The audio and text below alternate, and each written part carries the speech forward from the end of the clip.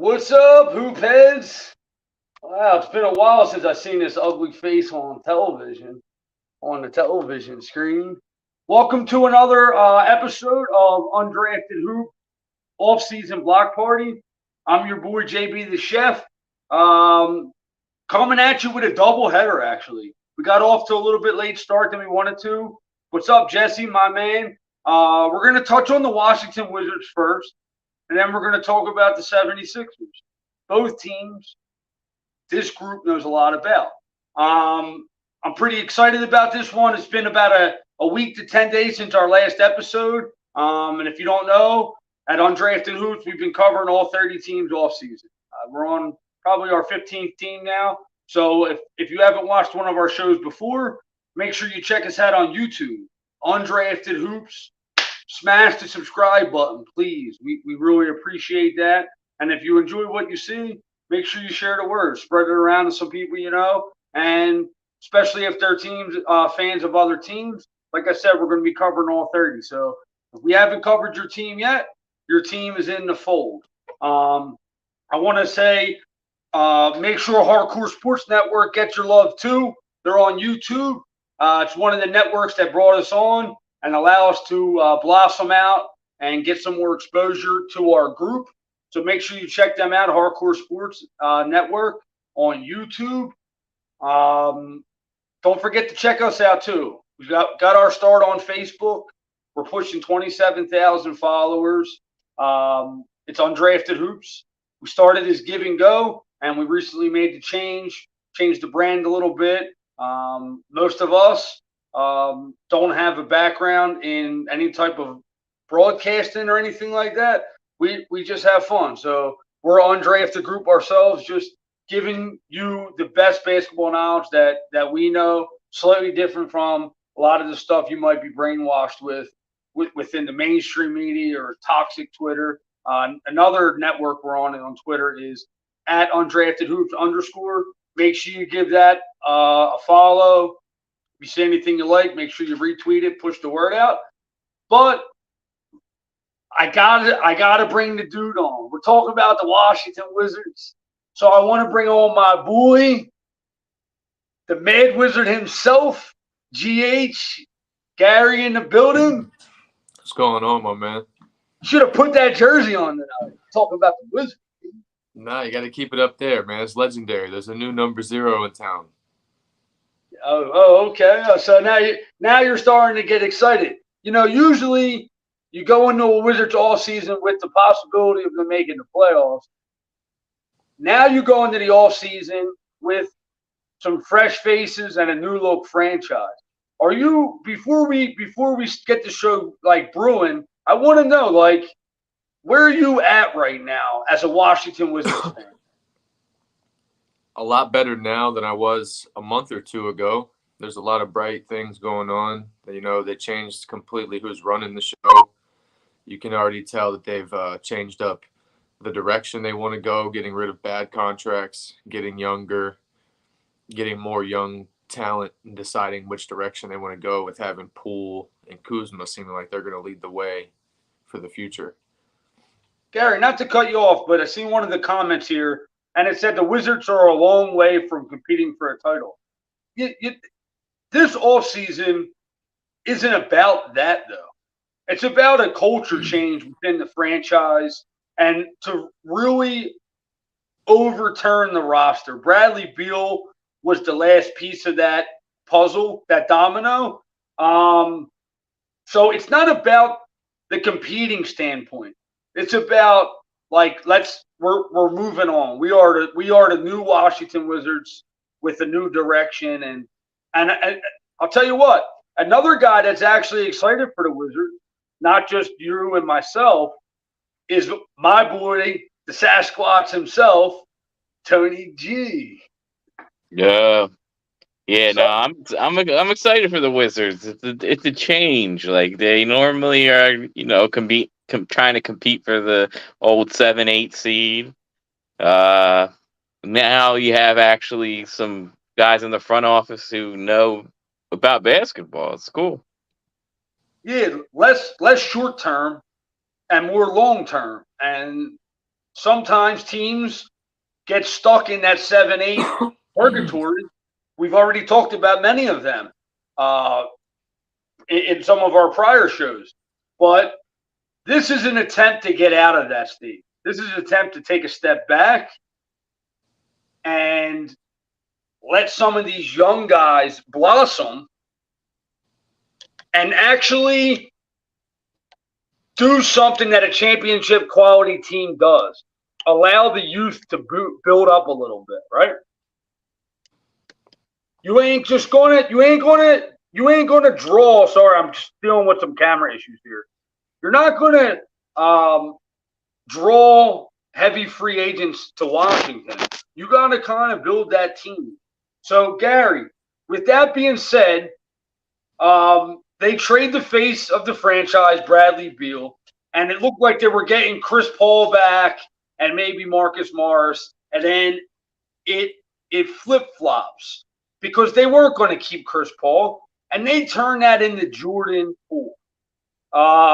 Jordan Poole struggled mightily in the playoffs. I think after Draymond knocked him out, it changed the future of him in that team. And I feel like at times during the season, he don't even look happy to be a Wizard in this picture. I mean, who would be? But no, I'm kidding. Listen, this is a new look Wizards team. This is also a new look for Jordan Poole. He isn't playing next to 3 Hall of Famers, 4-time champions. This is his chance to make it a name for himself. He is the champion on the team. You know what I'm saying? Like, think about that. So let's talk a little bit about Poole and why you're excited for him in Washington. I mean, Jordan Poole, he's super young still. You know, he's not even in the prime of his career.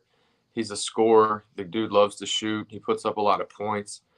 I mean, in Golden State, even him being there with Steph, Clay, Draymond, and company, he still averaged over 20 points a game. He was a massive part to them winning the championship last year. And, him being able to come over here and have the freedom to just develop on his own, run the team with Kuzma, be the main guys, taking as many shots as they want every night, he can just develop into maybe his own star, his own superstar caliber scoring player, So, I mean, the ceiling is unlimited for a guy like Jordan Poole, especially here in Washington, where he can just do whatever he wants. They're not chasing the playoffs this year. He's got time to develop, help the young guys around him, and help himself enter his prime in a few years as maybe the star of the show. Yeah. Now, Tony, I want to pivot this thing about Poole real quick. Jordan Poole scored 20 points a game, like Gary said, with Golden State. But he's also on the floor with Clay and Steph, and some of the attention isn't necessarily on him at times. Are you a little bit do you think there'll be a slight adjustment period with Poole in terms of shot selection? Because now the offenses are going to be looking for him to score the basketball as opposed to Curry and Clay. And I think that there's going to be an adjustment period for him in terms of his shot selection ability, if that makes any sense. He may shoot a worse percentage, but I think he will have success. Like his 20 points a game will probably be around 25. He was as a starter last year. He was like the 18th leading scorer per 100 possessions or whatever. So that's very impressive. I agree in this. The one thing that's good though is Tyus Jones is really a good guy to pair with Poole because he's like the polar opposite. He doesn't take many chances. He doesn't turn the ball over. So I don't know. I think or at least people. We'll see. There'll be one night on the internet where everyone's roasting Poole because he's 3 for 21 or something like that. But don't worry, Washington fans. He's about to have a hell of a season. Yo, man, Wizard, give my man some love in the comments, bro. Yeah, he says they're mad underrated. Yeah, I mean, people definitely are sleeping on what's going on in Washington, because you were saying Jordan Poole is going to get a lot more, defensive assignments, better assignments as the main guy. Well, he's still got Kyle Kuzma, who averaged 21 points a game last year with Bradley Beal and Porzingis. You got Corey Kispert, who's going to get a lot of minutes now, and I dare you to leave him open on the outside when he shot 44% from three last year. There's different weapons on the Wizards now. It's going to be a lot of learning, but the team's definitely got some shooters, and if you want to put a lot of focus on one guy, you're going to get burnt by somebody else. Yeah, this team they're building an identity. The identity has been X, Y, and Z over the last 5 seasons, and now with so many fresh faces, you just mentioned. I know Tony just mentioned too. They went out and got Tyus Jones, and he was part of the Porzingis 3-team deal with Boston. And I'm big on Tyus Jones. Tyus Jones, when he started for Memphis, when John Morant's been out and and been hurt and so on and so forth, he's been incredible. Memphis really didn't skip a beat without John Morant on the floor, and that's like hard to do. Like, yes, they're tremendously different players, but Tyus Jones is a guy that's literally going to play with the other 4 guys on his team and do his job to get them the ball in scoring position. So I do like what Tony said, that his percentage might be lower. I don't know. He shot 43% from the field and 33 from 3. Honestly, with a guy like Tyus Jones trying to get him the ball, like you said, Tony, yeah, he plays with the ball in his hands, but it's to get other guys open. If you got a guy that's constantly trying to get you the ball in a scoring position, I mean, he is one of the best in the league. We've seen it as a backup. Now his usage is going to be up higher, but I think Tyus Jones is like a mega slept-on acquisition for this Washington Wizards team. Yeah, I mean, last year he averaged 10.3 points per game, 5 assists, shot 38% from 3, and that's in limited time playing in Memphis. So now that he gets to start full time, he can maybe bump that up to 15 to 17 points per game, maybe 8-9 assists a game. He's definitely capable of good numbers. And when you have a guy that accepted a role with a very good team, like Memphis was a very good team. They haven't had the success that they wanted in the playoffs yet, but that's a very good team to be a part of. Now he brings that to Washington, and they go out and they have 4 draft picks. So it was a very active draft for them. They only walked away with 2 guys. One of the guys being Bilal Coulibaly. Now, he coming in to a role that I love. That you have a young guy, a prospect, that you don't have to now force into a position that he's not ready to play at. Now, Coulibaly can develop. You know what I'm saying? And, Tony, you've been following this kid all year. I know you watched him a lot. Give me a little bit of insight on where you think he can help the Wizards and what he could possibly learn from Tyus Jones.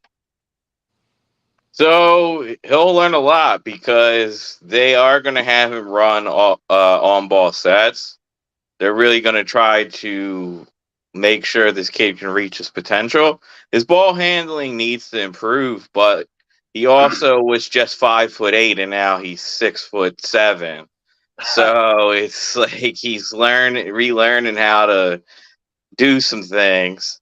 And I already seen people on Twitter like calling this kid a bust, and it's like this kid was literally played for the under 21 team, then came up to the national team or the grown man's team, played with Victor, and then he was playing 30 minutes in the finals of the French league. That's an insane feat to rise up that fast. So he's a guy though, like defensively, he'll be great as an 18-year-old, which is not something that's going to happen. But offensively, he is going to struggle because he's not the best off-ball shooter yet. His shot creation needs a little work. Well, he makes some good drives and such, but the NBA, the guys are a little bigger. He's still very, very young. So if he struggles off the gate, please don't give up on this guy. Look at his growth over 3 years. I'm telling you, when this kid reaches 21, 22 years old, the league will be dumbfounded. Like, oh, how did Victor try to tell us he was top 5? He wasn't just hyping up his boy. He was telling the truth. How's his defense? Oh, incredible. I mean, did you see any of the Summer League? I mean, the people saying that he's a bust already. The Summer League, he had some pretty wild highlights, some massive blocks. 17 blocks. And he had blocks at the rim. One-handed a guy in transition. Like, he's a special kind of defender. He'll be able to switch on bigger guys. Already can cover the best player on the court. So, like, your bare minimum, you're getting that. But I think his offensive ceiling, people don't understand how hard this kid works. So when I'm seeing his growth in 2 years, how much better he got, wait till he gets under wraps with the NBA, all these NBA player development guys. Washington's hiring all new coaches for that. They're going to put in all this work and make sure this kid reaches his potential, and he will. He loves to work. And that's where I think getting Tyus Jones was big, because, like I said, it's important not to push growth and just let it grow naturally. And I think go ahead. I was just going to say, Tyus Jones as a starter last year, he started 22 games. When he started, he averaged 16.4, 8.1, and 4 rebounds. That's big, bro. If he could literally just do that, those numbers, that's a mega plus for Washington. I want to keep talking about this roster, because Gary did say that, yes, they go out and get Tyus Jones and everyone's excited. They draft Koulibaly, everyone's excited. They did go out and re-sign and give a 4-year commitment to Kyle Kuzma. And I want to talk a little bit about him. I didn't want them to sign him initially. But with the other moves, either did you, Gary. Me and you were saying level it out, start fresh. But when you add on certain pieces, now Kuzma doesn't have to play super big next to Porzingis. Now you're just going to play Gafford at the 5. Now allow Kuzma to get some more looks and stuff like that. How do you feel now that they've re-signed Kuzma and at the number that they signed him at? I think that the number they got Kuzma at is what made me just think totally different of the situation, because I thought that he was going to try and get and end up getting way more money due to him having a breakout season and the age that he is. However, him getting the deal, I was happy with it. I like the direction they're going. He bought in. He seems to have bought in. He tweeted out. He knows it's going to be, a bad probably year or two, but saying, hey, Wizards fans, it's going to be all right. He's ready to rebuild. He's got the talent. He's won a championship. He's going to show these young kids. What are you trying to say, Joe? He averaged 18 shots a game last year and 21 points. Where do you expect them to be at in terms of shots and scoring next year? I'm kind of curious to see. I know we obviously think there's going to be an upgrade, like in terms of more shooting, but where do you see them being at around percentage-wise? I think it's honestly hard to predict whose team it's truly going to be between him and Poole, but I'm leaning more towards it's going to be Kuzma's team because he's already been there, and maybe it'll eventually turn into Poole's team, but at the beginning, I think it's going to be Kuzma. I think he'll average probably around the same, 18, 19 points a game. I do think his 21 a game. I meant shots, right? 18 shots. Yeah, 18. Okay, yeah, 18 shots. Okay. I think he'll average right around the same number of shots, but I think his points per game will probably go from around 21 to like 23, 24. I think his shooting will go up a bit. Tyus Jones will help him get more efficient shots. It won't be Kuzma trying to create on his own and being clustered up with Porzingis and Beal, other shot creators. The team's totally different now, so I feel like Kuzma's going to have better opportunities to play his style of basketball. I think Kuzma's going to be fire away mode next year. Tony, I know you got to be thinking Kuzma is going to be rapid fire this year. I think he's going to put like 24 shots up a game. He's cold-blooded, though. Which one of them will score 50 in a game first? 50 what? In a game. Who will score 50 first, Jordan Poole or Kuzma? Jordan Poole. It's happening. Jordan Poole's going to score it.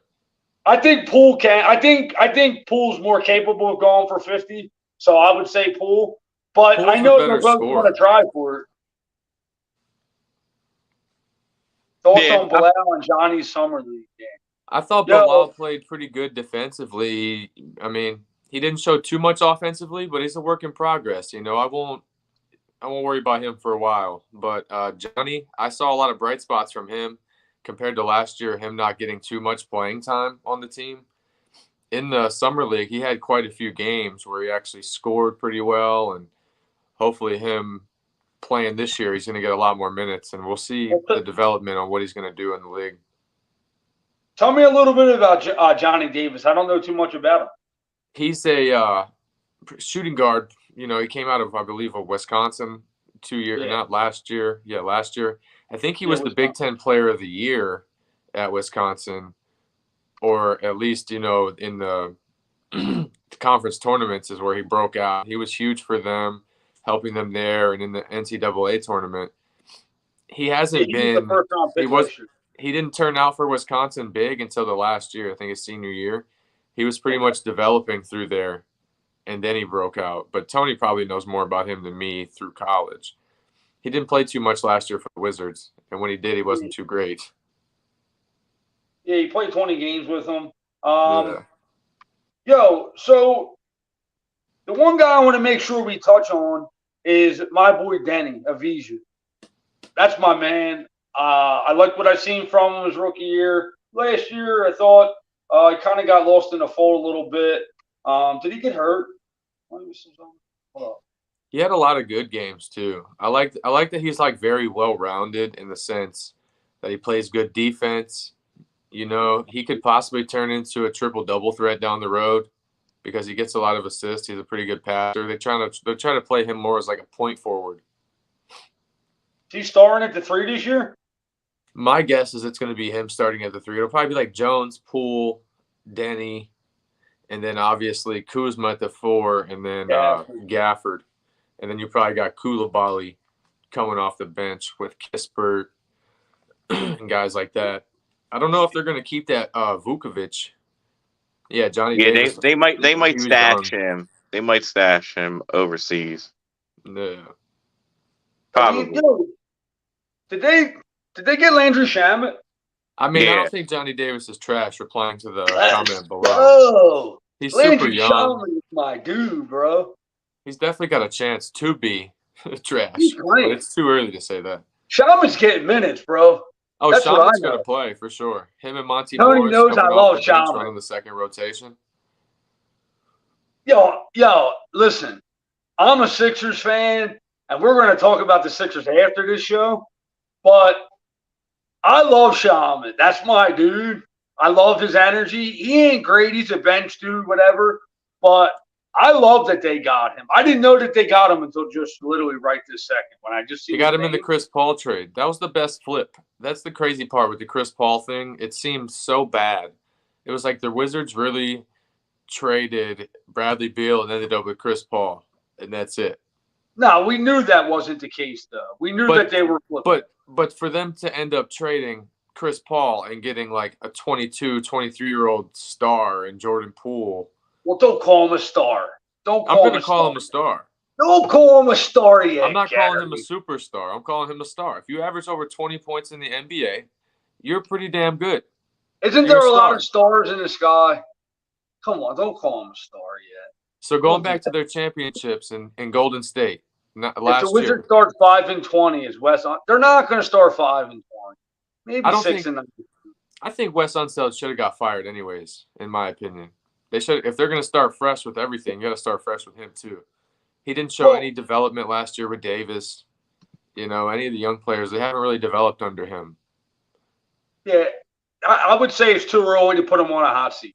Even though I think he technically probably lives on one, I think it's too early. I think it's way too early because they are trying something different. Tony, give us a little bit of, yes, Wes Unseld kept his job, but give us a little bit of insight on some of the guys that they did bring in that has given them a new look franchise.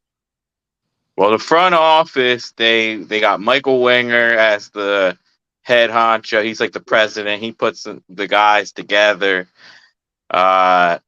He was in OKC with Will Dawkins. So these guys were in OKC together for, I think, about 7 years. And so they know they're on the same wavelength. He knows how he thinks. And this guy has helped. Will Dawkins helped a ton with bringing in OKC's recent future. He is a next level type of scout. And I just love the way he went and got Koulibaly, because he went and got the guy with the highest ceiling that I believe, and only cost them 2 second-rounders. And in the Chris Paul deal, they got Ryan Rollins attached to it, who's going to play minutes. That kid's legit. He was just hurt for last year. Warriors picked him, and so they were like, played very well in the summer league. He was very good in the summer league, and he was great in the G League. He has some potential for sure. So that was like a reason I think another reason they got rid of Monty Morris, because they're like, all right, we got some other ball handlers now. We're going to let Koulibaly run some ball too. But yeah, like to go from Tommy Shepard to Michael Winger and Will Dawkins is like that's worth the parade in itself. When you said Tommy Shepard, Gary looked ill. Oh, he's probably the worst general manager in like the history of the league. Yeah, for recent guys, yeah. Like, bro, he had us in a window. Like, he took over the team in a window where we were like almost in the Eastern Conference Finals, and he completely ran that into the ground with there's two comments. Gary, there's 2 comments I want to touch on real quick. Over under 40.5 wins. That's under for sure. They're under 40.5. Yeah. They're going to win. What do you think? Like 32 games, 35? Last year they went 35 and 47. I think they're going to be around. I think that's probably their ceiling this year. 35. They'll probably win like 30 to 35. 35. If they win more than 35 games, do naked cartwheels through Baltimore. There's no bad teams really in the league anymore. So there's no free wins. Yeah, the East is so tough. And when you're a young rebuilding team, it's tough. Yeah. I would say 30. That's a good number, Gary. What about you, Tony? You're under also? I'm under, but I wanted to. Wes Unseld is he might have a few years. He's a low key, like, really big basketball head. Like, he was huge with developing Jokic's defense and offense. He worked a lot with Jamal Murray, worked with Michael Porter Jr. He fixed their defense. He ran a lot of their defense assignments and Nuggets. So, like, he really helped that team reach heights. Like, he was a part of that championship. Yes, he coaches the Wizards now, but those 6 years there, he was putting in some work. Yeah, and before Joe, I know you're about to probably put the finishing touches on, because I know we're hitting the 30-minute mark. Probably got a few things other. But I saw somebody earlier. They said the Wizards are like a ways away from contending. I bet people said that about OKC 2 or 3 years ago. And now we're getting one of the guys that ran and built that team and had a part in that. So maybe here in a year or two, we'll be sitting in a similar situation where we're like a piece or 2 away from trading to putting ourselves in a real contention. You never know what you got. You never know what you can develop. Koulibaly. I mean, when Giannis came into the league, no, I'm not calling Koulibaly Giannis. Yes. But when Giannis came into the league, people didn't think he had the potential. People thought he was just, too skinny, didn't have the skills, and look what he developed into. You just never know what you have if they can get around the right talents. So before people trash on my Wizards, they need to watch and just, let them develop. Well, I am going to trash them just for fun, at least. Well, that's fine. Because you're a Philly fan and your players don't even want to be there. Yeah, I know. Tell me about it. I don't even want them to be there either. Yo, just another thing I want to touch on when we talk about the Wizards being far away. They're now under the salary cap next year. They'll only be $80 million on the salary. So if you talked about that 3 years ago when they had Beal and they still had Westbrook and they had Bertans, there was no possibility of getting away from that. You didn't have any.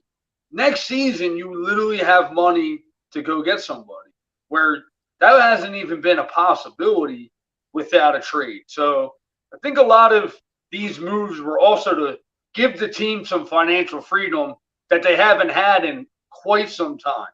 So if we're putting a grade on the offseason, I'm giving the Wizards an A, period. If they want to maybe address the center position a little more, I might even push them to the A+ range. But I'm giving them a solid A. Before you sign out, Gary, I want you to tell me, one, the Sixers are better than the Wizards, because I love it. I just need you to tell me that. And two, I want you to tell me at the end of the season, who's the MVP of the squad? Right now, without any questions, who's the face of the Wizards at game 82?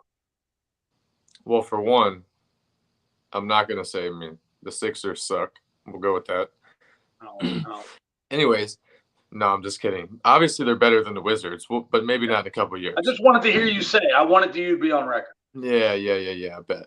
However, going into game 82, I think the face of the Wizards is going to be Jordan Poole, simply because he's going to have some huge scoring games. Yeah, he's going to have some bad games. Yeah, shots fired for sure. But he's going to have bad games. Like Tony and we were talking about earlier, you'll see him 3 for 21. There's going to be nights that he just can't hit anything. But there's going to be nights where he's going to score 40, 45. He's probably going to hit 50 points in a game this year, maybe once or twice. So I think Jordan Poole is going to be the one who gets all the fans' attention, and he'll have all the hype due to the crazy scoring numbers I think he's going to put up. But Kyle Kuzma is not going to be too far behind. All right, I look forward to it. Hopefully we'll be optimistic about the Wizards. Maybe he'll drop 50 on Philly. Shut up. He ain't happening. No one will clamp his ass up. Yo, Gary, appreciate you. Let's take about a 5-minute break, and we'll jump right into the Sixers, baby. Tony G, my man. Woo! Tony G Sasquatch, baby. Tony, this is touching on a comment that somebody said. Is there a scenario you can see the Wizards making the play in? Well, I'm going to say this. I'm going to say not playing, but I think they could. They might start off hot. I could see. I see them as one of those teams of where like Jordan Poole and Kuzma come out firing because they're hungry, like new fresh team. They're those two are feeling each other too. And one more thing about the GMs and the sounds like I'm a PR guy for them, but the Kuzma deal is incredible. $25 million this year, 23, 21, and 19. So if I'm saying Koulibaly's great in 3 years and Kyle Kuzma is making $19 million, that contract is so tradable. Then your next thing you know, you're pairing Koulibaly with the next guy who's not even in the league yet or whatever, and they're building something. So Washington fans, if you only win 30 games, don't panic. Enjoy some of the highlights. You have Denny, you have Koulibaly, you got Kispert shooting threes. He's hyper than Gary. I'm hyped for the Wizards. I'm hyped for the might have Wizards. a Wizards jersey on next show. I almost wore my Wizards jersey. I didn't. I just went dual. I'm going dual Sixers. I didn't want to get too hyped, but man, let's go. It's refreshing. It's refreshing to take a team that has really struggled to find an identity and to finally put a stamp on it a little bit.